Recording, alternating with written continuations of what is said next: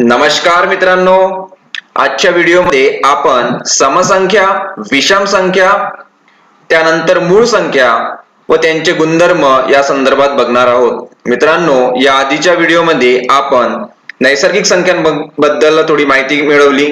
त्यानंतर पूर्ण संख्या, पूर्णांक संख्या, त्रिकोणी संख्या आणि चौरस संख्या. तर या संख्यानंतर महत्वाच्या संख्या आहेत मित्रांनो समसंख्या, विषम संख्या आणि मूळ संख्या. तर बघा मित्रांनो, आज आपण बघू समसंख्याविषयी. तर समसंख्येलाच इंग्रजीमध्ये इव्हन नंबर असे म्हणतात. बघा इथे मी लिहिलं आहे, समसंख्येला इंग्रजीमध्ये इव्हन नंबर्स असे म्हणतात. त्यानंतर मित्रांनो, इथे एक रूल दिला आहे. बघा इथे एक रूल दिलेला आहे, ज्या संख्येच्या एकक स्थानी 0, 2, 4, 6, 8 ज्या संख्येच्या एकक स्थानी 0, 2, 4, 6, 8 हे अंक असतील तर त्यांना आपण काय म्हणतो, समसंख्या. तर अशा संख्यांना आपण काय म्हणतो मित्रांनो, समसंख्या. म्हणजे इथे लक्ष द्या, कुठलीही संख्या असली आणि त्याच्या एकक स्थानी 0, 2, 4, 6 आणि 8 0, 2, 4, 6 आणि 8 यापैकी कुठलाही अंक असेल तर ती संख्या कुठली राहील, तुमची समसंख्या. तर बघा आता आपण इझिली एक अंकी किंवा दोन अंकी संख्या सांगू शकू की ही समसंख्या आहे की नाही.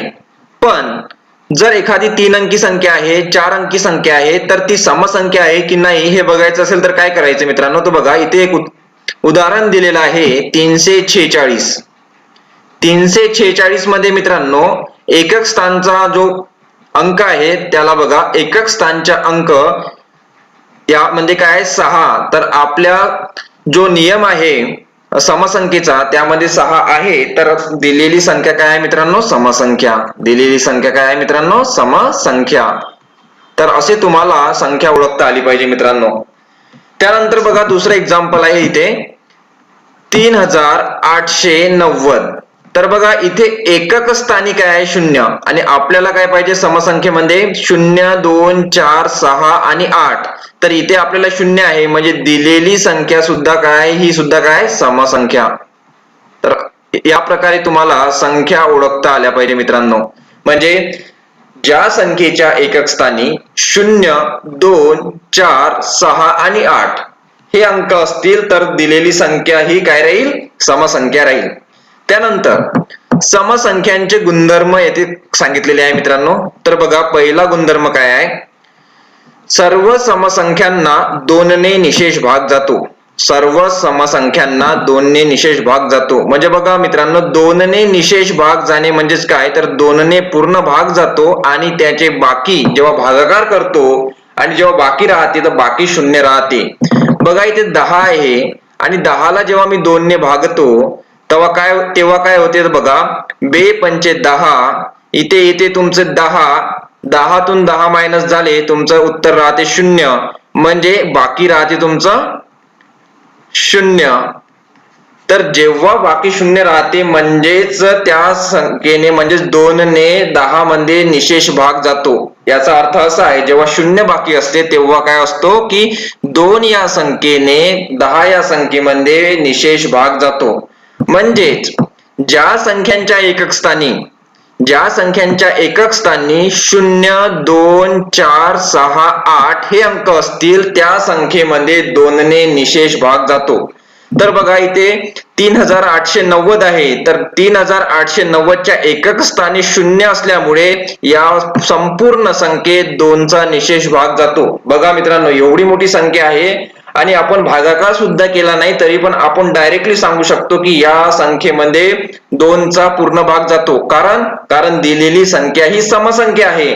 दिलेली संख्या ही समसंख्या आहे आणि समसंख्येचा गुणधर्मच आहे की सर्व समसंख्यांना 2 ने निशेष भाग जातो. मित्रांनो, हे तुम्हाला लक्षात ठेवावं लागेल. त्यानंतर क्रमागत समसंख्येत 2 चा फरक असतो. क्रमागत समसंख्येत 2 चा फरक असतो. तर मित्रांनो बघा 2 चा फरक, तर बघा 2 ही तुमची समसंख्या आहे, 4 ही तुमची समसंख्या आहे, त्यानंतर 6 ही तुमची समसंख्या आहे, त्यानंतर 8 नंतर 10, 10 नंतर 12, 12 नंतर 14. तर मित्रांनो बघा, प्रत्येक दोन क्रमागत संख्यांमध्ये 2चा फरक आहे. प्रत्येक दोन क्रमागत संख्यांमध्ये 2चा फरक आहे. म्हणूनच इथे गुणधर्म काय आहे समसंख्यांच्या, क्रमागत समसंख्यात 2चा फरक असतो. हे नेहमी तुम्हाला लक्षात ठेवावं लागेल. क्रमागत समसंख्यात 2चा फरक असतो. जेव्हा एखादा क्वेश्चन तुम्हाला विचारला की 12 नंतर येणारी समसंख्या कोणती, तर सिंपल तुम्हाला तिथे 2 ऍड करायचे आहे आणि मित्रांनो आलेलं उत्तर राहील तुमचं 14. म्हणजे 12 नंतर येणारी समसंख्या ही कुठली राहील तुमची 14. तर यांच्या जो क्रमागत समसंख्या आहे त्यांच्यामध्ये 2चा फरक असतो. त्यानंतर कुठल्याही नैसर्गिक संख्येची, कुठल्याही नैसर्गिक संख्येची दुप्पट ही समसंख्याच असते. कुठलीही नैसर्गिक संख्या घ्या. नैसर्गिक संख्या मित्रांनो आपण बघितल्या, 1 पासनं नैसर्गिक संख्या सुरू होतात. 1 2 3 4 5. तर कुठलंही एक्झाम्पल घ्या, जसे 1 2 3 4 5. समजा या आहे तुमच्या नैसर्गिक संख्या आणि जेव्हा मी या नैसर्गिक संख्यांची दुप्पट करतो, म्हणजे 1 ची दुप्पट झाली 2, 2 ची दुप्पट झाली 4, 3 ची दुप्पट झाली 6, 4 ची दुप्पट झाली 8 आणि 5 ची दुप्पट झाली मित्रांनो 10. तर बघा 2 4 6 8 आणि एकक स्थानी 0. म्हणजे ज्या काही दुप्पट संख्या आल्या त्या सर्व तुमच्या काय आल्या मित्रांनो, समसंख्या. म्हणूनच इथे हा नियम दिलेला आहे की कोणत्याही नैसर्गिक संख्येची दुप्पट ही समसंख्याच असते. इथे सुद्धा बघा, इथे 13 दिलेले आहे. जेव्हा 13 ला 2 ने गुणलं तर उत्तर तुमचं येतो 26. 26च्या एकक स्थानी कुठला अंक आहे तर 6 आणि 6 आहे. आणि समसंख्या काय म्हणते आपली की ज्या संख्येच्या एकक स्थानी 0, ज्या संख्येच्या एकक स्थानी 0 2 4 6 8 हे अंक असतील तर दिलेली संख्या ही कोणती आहे, समसंख्या. आणि आपल्याला इथे 6 मिळालेले आहे. म्हणजे कुठल्याही संख्येची जेव्हा आपण दुप्पट करतो, कुठल्याही नैसर्गिक संख्येची जेव्हा आपण दुप्पट करतो मित्रांनो, तर त्याची दुप्पट ही नेहमी कोणती संख्या येते, त्याची समसंख्याच येते. त्यानंतर इथे बघा, 2 किंवा जास्त समसंख्यांची बेरीज, 2 किंवा जास्त समसंख्यांची बेरीज, गुणाकार, वजाबाकी ही समसंख्याच असते. म्हणजे 2 किंवा त्यापेक्षा जास्त संख्या असेल, 2 किंवा जास्त समसंख्या असेल तर त्यांचा गुणाकार किंवा बेरीज वजाबाकी ही नेहमी काय येते, समसंख्याच येते. बघा 24 इथे एक्झाम्पल दिलेलं आहे. 24च्या एकक स्थानी काय आहे मित्रांनो तर 4. 4 म्हणजे समसंख्या, अधिक 6, 6 सुद्धा आपली समसंख्या आहे. 4 24 आणि 6 याची बेरीज जर केली तर किती येईल मित्रांनो, 30. याची बेरीज येईल 30. तर बघा मित्रांनो 24 प्लस 6 30. याच्या एकक स्थानी 0 आहे. म्हणजे दिलेली संख्या काय आहे, समसंख्या. त्यानंतर मित्रांनो 6 गुणाकार 4, 6 सुद्धा काय आहे, समसंख्या आहे. 4 सुद्धा समसंख्या आहे. जेव्हा यांचा गुणाकार करतो तेव्हा उत्तर येते 24. 24च्या एकक स्थानी आहे 4. म्हणजे दिलेली संख्या सुद्धा काय आहे, समसंख्या आहे. त्यानंतर मित्रांनो याची वजाबाकी जेव्हा करतो तर 18 इथे दिलेलं आहे. 18 मधून जेव्हा 2 मायनस करतो तर मित्रांनो 16. तर बघा मित्रांनो 18 हे तुमची काय आहे, समसंख्या. कारण याच्या एकक स्थानी 8 आहे. 2 कारण एकक स्थानी 2 आहे. जेव्हा 18 तून 2 मायनस होते तेव्हा उत्तर येतो तुमचं 16. आणि 16च्या एकक स्थानी 6 असल्या कारणाने दिलेली संख्या काय राहील तुमची, समसंख्या. त्यानंतर मित्रांनो कोणत्याही समसंख्येत 1 मिळवल्यास किंवा वजा केल्यास, इथे एक महत्वाचा नियम दिलेला आहे मित्रांनो, कोणत्याही समसंख्येत 1 मिळवल्यास किंवा वजा केल्यास विषम संख्या मिळते. मित्रांनो हा तुम्हाला लक्षात ठेवावा लागेल. कोणत्याही समसंख्येत, जशी समसंख्या घ्या कुठली पण एखादी घ्या, 12 ही तुमची समसंख्या आहे. जेव्हा मी त्यामध्ये 1 प्लस करतो तर उत्तर येते तुमचं 13. तर 13 ही काय आहे, विषम संख्या. मी पुढे तुम्हाला सांगणारच आहे. ही आहे विषम संख्या मित्रांनो, विषम संख्या. आणि 12 मधून जेव्हा मी 1 मायनस करतो तर उत्तर येते तुमचं 11. 11 सुद्धा काय आहे मित्रांनो, विषम संख्या. 11 सुद्धा आहे तुमचं विषम संख्या. तर मित्रांनो बघा 11 काय आहे तुमचा विषम संख्या. आता विषम संख्या काय होते मी तुम्हाला आता समोर सांगणारच आहे. तर आता मी तुम्हाला बघा समसंख्याविषयी थोडी समरी सांगतो आणखी पुन्हा एकदा, की समसंख्या म्हणजे काय, तर ज्या संख्येच्या एकक स्थानी 0, 2, 4, 6, 8 हे अंक असतात त्यांना आपण म्हणतो समसंख्या. सर्व समसंख्यांना 2 ने निशेष भाग जातो. 2 ने निशेष भाग जातो म्हणजेच त्याचे बाकी जेव्हा भागाकार करतो तेव्हा बाकी 0 राहते. क्रमागत समसंख्यात 2 चा फरक असतो. क्रमागत समसंख्यांमध्ये मित्रांनो 2 चा फरक असतो. त्यानंतर कुठल्याही नैसर्गिक संख्येची जेव्हा दुप्पट करतो तर उत्तर हे नेहमी तुमचं समसंख्याच राहील. त्यानंतर मित्रांनो 2 किंवा जास्त समसंख्यांची बेरीज, गुणाकार, वजाबाकी ही समसंख्याच राहील. त्यानंतर मित्रांनो एक फार महत्वाचा आहे इथे, कोणत्याही समसंख्येत 1 मिळवल्यास तुम्हाला काय मिळेल, विषम संख्या, आणि कोणत्याही समसंख्येतून 1 वजा केल्यास तुम्हाला काय मिळेल, विषम संख्या. तर हे तुम्हाला लक्षात ठेवावं लागेल मित्रांनो. त्यानंतर मित्रांनो आपण बघू विषम संख्या. तर बघा विषम संख्या मित्रांनो, विषम संख्या जसं समसंख्येमध्ये 0, 2, 4, 6, 8 हे अंक एकक स्थानी असतील तर त्यांना आपण समसंख्या म्हणत होतो. त्याचप्रमाणे विषम संख्येमध्ये काय आहे, 1, 3, 5, 7 आणि 9 ज्या संख्येच्या एकक स्थानी 1, 3, 5, 7, 9 1, 3, 5, 7 आणि 9 ज्या संख्येच्या एकक स्थानी 1, 3, 5, 7, 9 हे अंक असतील तर दिलेली संख्या ही तुमची राहील विषम संख्या.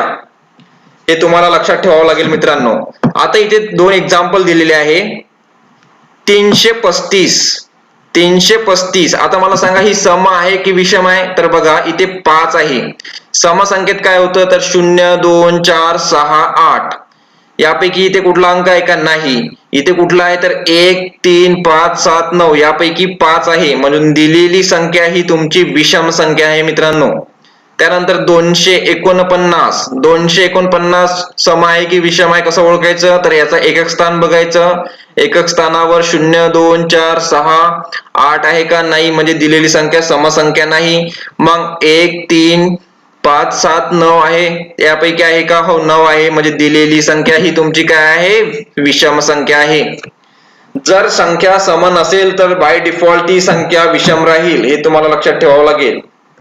किंवा एखादी संख्या विषम नाही आहे तर ती संख्या बाय डिफॉल्ट काय राहील, तुमची समसंख्या. त्यानंतर मित्रांनो विषम संख्यांचे आपण आता गुणधर्म बघू. तर बघा विषम संख्येला 2 ने भागितल्यास बाकी 1 उरते. ज्याप्रमाणे समसंख्येला 2 ने भागितल्यास 0 उरत होतं, त्याचप्रमाणे इथे विषम संख्येला 2 ने भागल्यास बाकी 1 उरते. जसं 11 याच्या एकक स्थानी 1 आहे. जसं विषम संख्यांमध्ये सांगितलं की एकक स्थानी 1, 3, 5, 7, 9 हे अंक असतील तर दिलेली संख्या ही विषम संख्या आहे. जेव्हा विषम संख्येला आपण 2 ने भागतो तर काय होईल, 2 पंचे 10, तर इथे येईल मित्रांनो तुमचे 10 मधून 11 मधून 10 गेले, तुमचा राहिला 1, इथे 0. आता 2 आणि 1, तर यामध्ये मोठा कोण आहे, तर 2, तर 2 मध्ये 2 चा 1 मध्ये भाग जाणार नाही, तर बाकी राहील मित्रांनो तुमचा 1. बाकी 1 म्हणजेच नियम काय सांगतो की विषम संख्येला, कुठल्याही विषम संख्येला 2 ने भागितल्यास बाकी 1 उरेल. तर हे तुम्हाला लक्षात ठेवावं लागेल. त्यानंतर 2 क्रमावर विषम संख्येचा फरक 2 असतो. जसा समसंख्यांचा फरक 2 होता त्याचप्रमाणे विषम संख्यांचा सुद्धा फरक 2च आहे. विषम संख्या कोणत्या आहे मित्रांनो, 1, 3, 5, 7, 9, 11 त्यानंतर 13. तर बघा प्रत्येकामध्ये 2 चा फरक आहे. 1 मध्ये जेव्हा 2 ऍड करतो तेव्हाच आपले 3 येते, म्हणजे इथे 2 चा फरक आहे. 5 मध्ये 2 टाकल्यानंतरच 5, 3 मध्ये 2 टाकल्यानंतरच 5 येते. 5 आणि 7 मध्ये 2 चा फरक आहे. 7 आणि 9 मध्ये मित्रांनो 2 चा फरक आहे. 9 आणि 11 मध्ये 2 चा फरक आहे. 11 आणि 13 मध्ये 2 चा फरक आहे. म्हणजेच 2 क्रमावर विषम संख्येचा फरक संख्येत 2चा फरक असतो, हे तुम्हाला लक्षात ठेवावं लागेल. 2 क्रमावर विषम संख्येत 2चा फरक असतो. त्यानंतर मित्रांनो, कोणत्याही विषम संख्येची बेरीज किंवा वजाबाकी, कोणत्याही विषम संख्येची बेरीज किंवा वजाबाकी समसंख्या येते, हे तुम्हाला लक्षात ठेवावं लागेल. जसं 15 ही तुमची विषम संख्या आहे, त्यानंतर 17 ही तुमची विषम संख्या आहे, पण जेव्हा आपण यांची बेरीज करतो तर याचं उत्तर येते मित्रांनो 32. जेव्हा 32 उत्तर आलं तर याच्या एकक स्थानी आहे मित्रांनो 2 आणि समसंख्या काय म्हणते, तर ज्या संख्येच्या एकक स्थानी 0, 2, 4, 6, 8 यापैकी कुठलाही अंक असेल तर दिलेली संख्या ही तुमची समसंख्या राहील. आणि इथे तुमच्या 2 आहे, म्हणजेच 32 हा तुमचा झाला समसंख्या. 32 झाली तुमची समसंख्या. तर मित्रांनो बघा, कोणत्याही विषम संख्येची बेरीज किंवा वजाबाकी केल्यास समसंख्या येते. जेव्हा या 2 विषम संख्यांची आपण बेरीज केली मित्रांनो तर तुमचं उत्तर आलं समसंख्या. आणि जेव्हा 17 मधून 15 मायनस केले तर उत्तर येईल तुमचं 2, ते सुद्धा काय तुमचं समसंख्या, ती सुद्धा काय मित्रांनो समसंख्या. तर बघा, जेव्हा तिसरा नियम काय म्हणतो, जेव्हा दोन समसंख्यांची बेरीज करतो, दोन विषम संख्यांची जेव्हा बेरीज करतो तरी पण उत्तर काय येईल तुमचं समसंख्या. 2 विषम संख्यांची जेव्हा वजाबाकी करतो तेव्हा सुद्धा तुमचं उत्तर काय येईल, विषम संख्या. त्यानंतर एक महत्वाचा इथे गुणधर्म आहे, विषम संख्येत 1 मिळवल्यास किंवा वजा केल्यास समसंख्या मिळते. मित्रांनो लक्ष द्या, विषम संख्या ज्याप्रमाणे समसंख्यामध्ये 1 मिळवला किंवा वजा केला तर आपल्याला विषम संख्या मिळत होती, इथे उलट आहे की विषम संख्येमध्ये 1 मिळवला किंवा वजा केला तर आपल्याला समसंख्या मिळते. तर बघा मित्रांनो, तुमची 5 ही काय आहे विषम संख्या, जेव्हा 5 मध्ये मी 1 ऍड करतो तर तुमचं उत्तर येते 6 आणि 6 ही काय आहे तुमची समसंख्या. त्याचप्रमाणे 5 ही तुमची विषम संख्या आहे आणि 5 मधून जेव्हा मी 1 वजा करतो, 5 मधून जेव्हा मी 1 वजा करतो तर मित्रांनो उत्तर येते 4 आणि 4 ही तुमची काय आहे मित्रांनो समसंख्या. म्हणजे हा प्रत्येक विषम संख्येला आणि समसंख्येला लागणारा गुणधर्म आहे, हे तुम्हाला लक्षात ठेवावं. जसे भाताची शीतावरून परीक्षा केली जाते तशीच एका म्हणजे समसंख्या तुम्हाला एकदा समजल्या की प्रत्येक संख्यांना तो नियम लागू होतो मित्रांनो. तर समसंख्या आणि विषम संख्या तुम्हाला समजल्या असतीलच. त्यानंतर मित्रांनो आपण बघू मूळ संख्या, फार महत्वाची संख्या आहे मूळ संख्या. तर बघा मित्रांनो, मूळ संख्या आपण प्राईम नंबर असे म्हणतो. मूळ संख्यांनाच आपण प्राईम नंबर, इंग्रजीमध्ये प्राईम नंबर्स असे म्हणतो, नंबर्स. तर बघा मित्रांनो, ज्या संख्येस, इथे बघा तिची डेफिनेशन दिलेली आहे, ज्या संख्येस त्याच संख्येने व 1 ने भाग जातो त्या संख्येस मूळ संख्या असे म्हणतात. म्हणजे अशी संख्या समजा एक x आहे, ही एक संख्या आहे, अशी संख्या ज्यामध्ये फक्त x चा भाग जातो किंवा 1 चा भाग जातो, त्या व्यतिरिक्त कुठल्याही संख्येचा भाग जात नाही, म्हणजे बाकी शून्य उरत नाही. समजा इथे एखादी संख्या आहे आणि या संख्येला जेव्हा मी याच्याने भागतो तर तुमचं उत्तर जेव्हा बाकी काय येईल तुमचं शून्य, बाकी शून्य येईल म्हणजे निशेष भाग जातो आणि 1 चा सुद्धा त्या संख्येत निशेष भाग जातो. त्या व्यतिरिक्त कुठल्याही संख्येचा निशेष भाग त्या संख्येत जात नाही, त्या संख्यांनाच आपण मूळ संख्या असे म्हणतो. मित्रांनो हे लक्षात ठेवा, इथे मस्त फार चांगल्या शब्दात दिलेला आहे की ज्या संख्येस त्याच संख्येचा भाग जातो, ज्या संख्येस त्याच संख्येचा भाग जातो व 1 चा भाग जातो, त्या व्यतिरिक्त कुठल्याही संख्येचा भाग जात नाही, त्या संख्यांना आपण म्हणतो मूळ संख्या. तर बघा मित्रांनो, इथे दिलेले आहे मूळ संख्या कोणत्या कोणत्या आहेत. 2 नंतर 3 नंतर 5 नंतर 7 11 नंतर 13 नंतर 17 नंतर 19 नंतर 23. इथे 21 नाही घेतलं मित्रांनो, 23 घेतलं. बघा 19 मध्ये फक्त 19 चा भाग जातो किंवा 1 चा भाग जातो, त्या व्यतिरिक्त कुठल्याही संख्येचा भाग जात नाही. जर मी इथे 21 घेतले असते तर इथे बघा 3 7 21, 3 चा भाग गेला असता, 7 चा भाग गेला असता, 1 चा भाग गेला असता आणि 21 चा भाग गेला असता मित्रांनो. तर इथे किती संख्यांचा भाग गेला असता, 1 2 3 4. पण म्हणून ती कोणती संख्या आहे, म्हणून ही फक्त विषम संख्या आहे, ही मूळ संख्या नाही. मूळ संख्या म्हणजे बघा 23. 23 म्हणजे फक्त 1 चा भाग जातो आणि 23 चा भाग जातो, त्या व्यतिरिक्त कुठल्याही संख्येचा भाग जात नाही. त्यानंतर 29, 29 नंतर 31, 31 नंतर 37, 37 नंतर 41, 41 नंतर 43, 43 नंतर 47, 47 नंतर 53, 53 नंतर 59, 61, 63, 67, 73, 79, त्यानंतर 83, 89 आणि 97 या तुमच्या 1 ते 100 पर्यंतच्या सर्व मूळ संख्या आहेत मित्रांनो. त्यानंतर बघा मूळ संख्येचे गुणधर्म. मूळ संख्येचे गुणधर्म तुम्हाला लक्षात ठेवावं लागेल. तर सर्वात पहिला गुणधर्म आहे, आणि हा जसाच्या तसा प्रश्न तुमच्या पोलीस भरती म्हणा, तुमचा आरोग्य विभाग म्हणा, तुमचा तलाठीचा पेपर म्हणा, यामध्ये विचारला जातो मित्रांनो, की सर्वात लहान मूळ संख्या कोणती, जसाच्या तसा क्वेश्चन विचारला जातो. आणि मुले इथेच कन्फ्युजन होतात. तुम्हाला हे लक्षात असायला पाहिजे की सर्वात लहान मूळ संख्या ही काय आहे, 2 आहे. सर्वात लहान मूळ संख्या ही तुमची काय आहे, 2. त्यानंतर एकमेव सममूळ संख्या कोणती, सर्व ज्या मूळ संख्या आहे त्या सर्व विषम आहे. बघा मित्रांनो, सर्व ज्या संख्या आहे त्या मूळ संख्या आहे त्या सर्व विषम संख्या आहे. फक्त 2 ला सोडून. 2च एकमेव अशी संख्या आहे की ती सम पण आहे आणि मूळ आहे, म्हणून 2 ही एकमेव अशी सममूळ संख्या आहे. हा सुद्धा क्वेश्चन तुम्हाला डायरेक्टली विचारू शकतात मित्रांनो. तर या 2 गोष्टी तुम्हाला माहित असायला पाहिजे की सर्वात लहान मूळ संख्या ही 2 आहे.